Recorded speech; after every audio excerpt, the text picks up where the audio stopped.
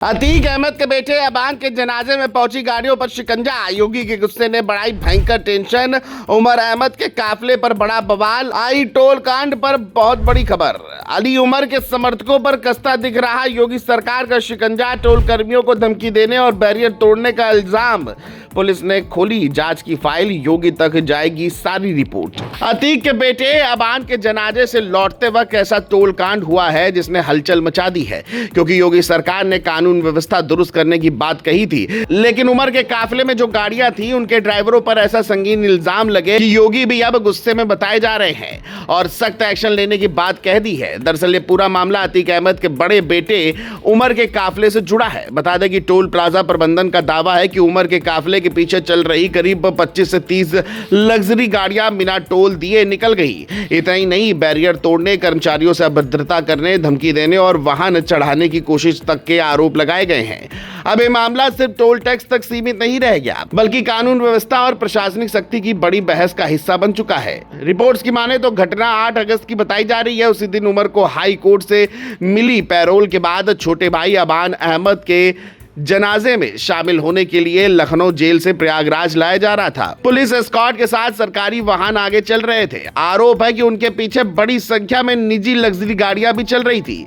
जब काफिला Nawabganj toll plaza पहुंचा तो सरकारी वाहन समान प्रक्रिया के तहत निकल गए, लेकिन उनके पीछे चल रही गाड़ियों को लेकर विवाद शुरू हो गया। टोल कर्मचारियों का आरोप है कि निजी वाहनों को भुगतान के लिए रोका गया, लेकिन कई वाहन रुके बिना तेजी से आगे बढ़ गए। देखते ही देखते टोल बूथ पर अफरा तफरी का माहौल बन गया और कुछ ही सेकंड में पूरा घटनाक्रम बड़े विवाद में बदल गया।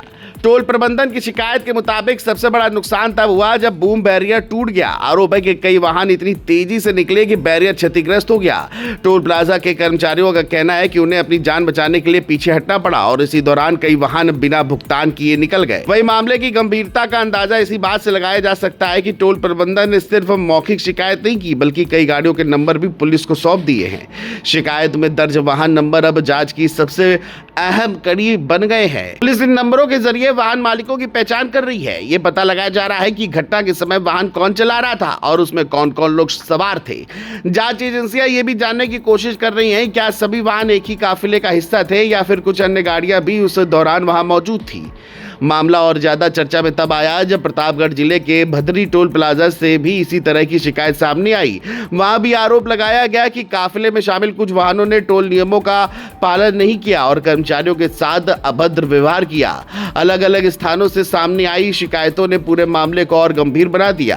अब इस प्रकरण में सबसे बड़ी भूमिका सीसीटीवी फुटेज निभा सकती है। टोल प्लाजा पर लगे कैमरों में उस समय की हर गतिविधि रिकॉर्ड होने की संभावना है। पुलिस इन्हीं फुटेज को खंगाल रही है। अगर वीडियो में वाहन नंबर साफ दिखाई देते हैं और घटनाक्रम रिकॉर्ड हुआ है तो जांच को मजबूत आधार मिल सकता है। कर्मचारियों के बयान भी दर्ज किए जा रहे हैं।